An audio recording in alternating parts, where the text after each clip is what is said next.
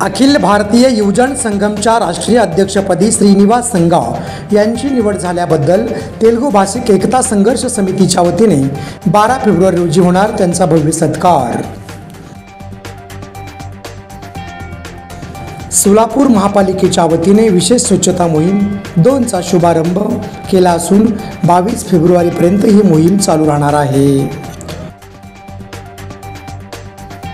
हैदराबादमधील प्रख्यात वेलजन उद्योग समूहाचे चेअरमन व्ही.सी. जनार्दन यांची संपत्तीच्या वादळातून नातवांनीच केली 73 वार करून निर्घृण हत्या।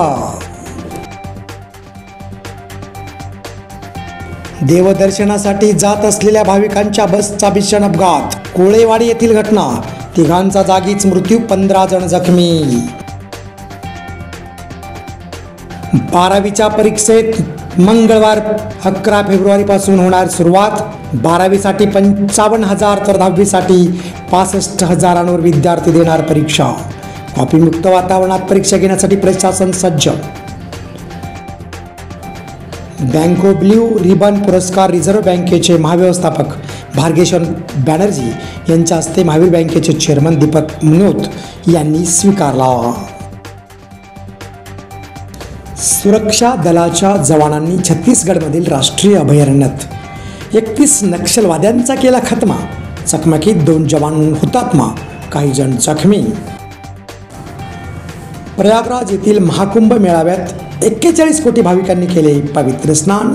भारताशी नाळ जोडलेले पाकिस्तानी हिंदू महाकुंभात पवित्र स्नानासाठी पोहोचले। महाकुंभाची भव्यता पाहून पाकिस्तानी भाविक गेले भारावून। हत्तुरे वस्ती येथे लिंगायत वधूवर परिचय मेळावा उत्साहात संपन्न। आणि छत्रपती शिवरायांबद्दल वादग्रस्त विधान केल्याबद्दल राहुल सोलापूरकर याच्यावर देशद्रोहाचा गुन्हा दाखल करण्याची मागणी।